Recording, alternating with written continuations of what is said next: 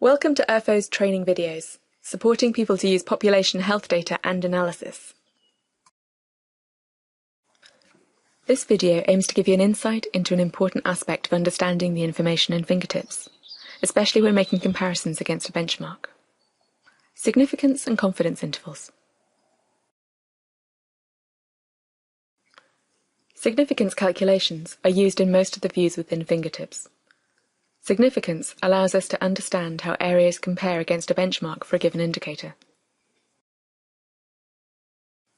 The method of significance testing for each indicator can be found in the Information tab. This video will aid you in understanding how confidence intervals are used to test for statistically significant variation. We also use statistical process control to determine significance in fingertips. Statistical process control is covered in another video on funnel plots. Let's look at an indicator from the health and well-being theme. I'm going to select the healthcare and mortality topic. Let's look in more detail at dental health in 5-year-olds.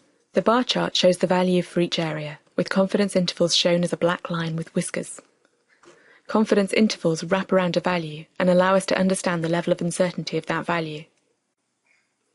If a sample is taken or a count made, there will always be some natural random variability due to chance.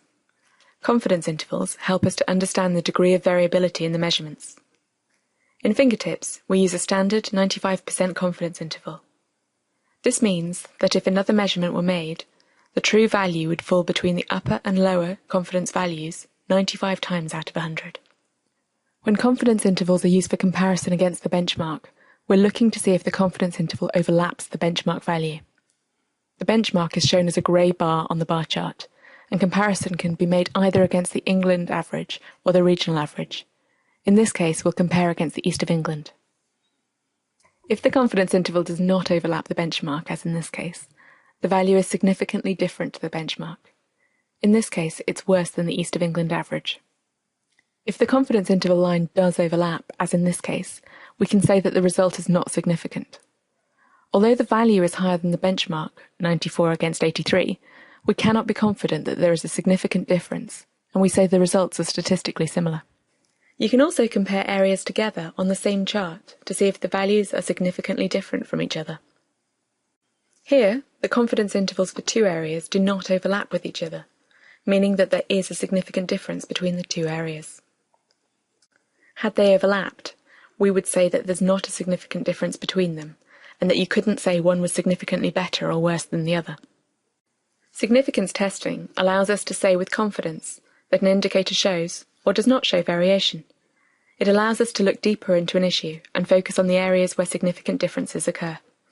Remember, indicators only indicate.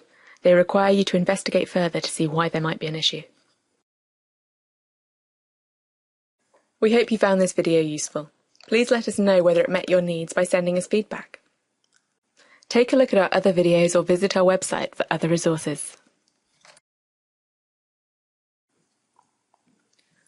When confidence intervals are used for comparison against the benchmark, we're looking to see if the confidence interval overlaps the benchmark value.